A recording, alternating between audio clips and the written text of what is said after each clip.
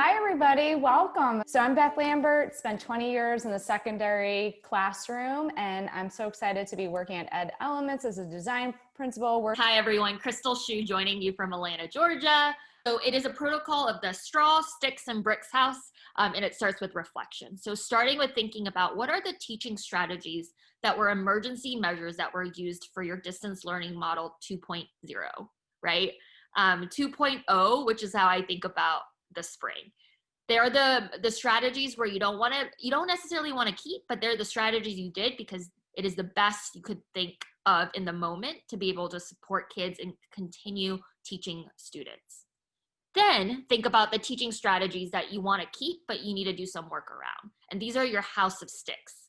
And so I call it the distance learning model 3.0 because these are the ones that you've probably iterated on.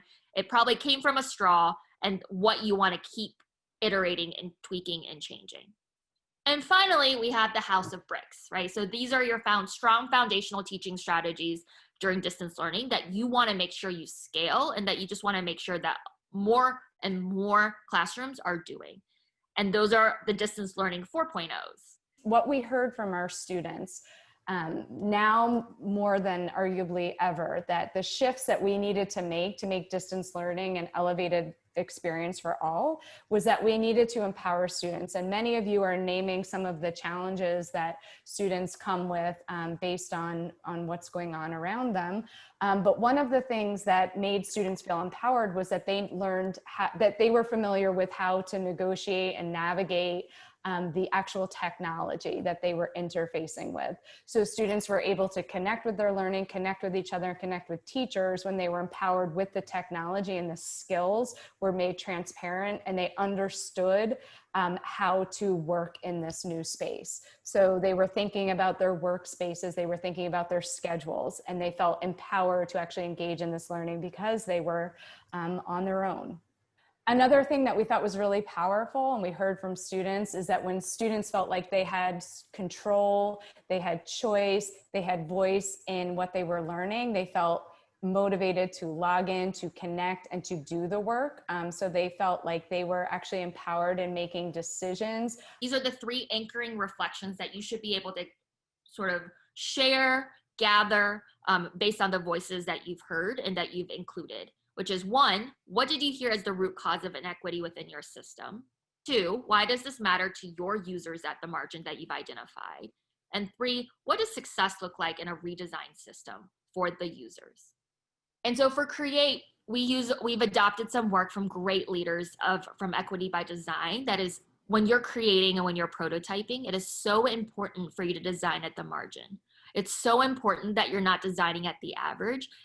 And best of yet, the third one is make sure you're speaking to the future. So making sure that the prototype you're creating promotes new equitable ideas and not just simply taking a current structure and making it fit within the environment of distance learning.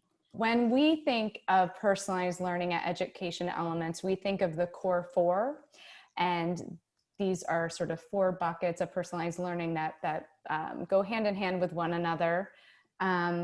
So thinking about student reflection and ownership, flexible content and tools, targeted instruction, and data-driven decisions. Now that you've thought about personalized learning and the core 4 and the different pieces, and you're starting to think which one you really want to focus in on and dedicate a lot of time, be really smart of how you split up your synchronous and asynchronous time. Right? So right now, screen time, being smart about screen time is so key, especially for our youngest kids and our most marginalized kids.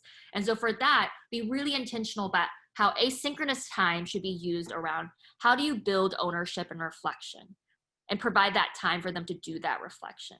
How do you use asynchronous time to enforce and extend student learning so they feel successful? Students should walk out of asynchronous time feeling super successful and wanting to return.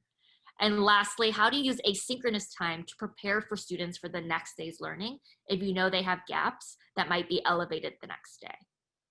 Thanks, everyone. And I'm glad that this is resonating as a protocol going forward. And we wish you all the best this year. Thank you all.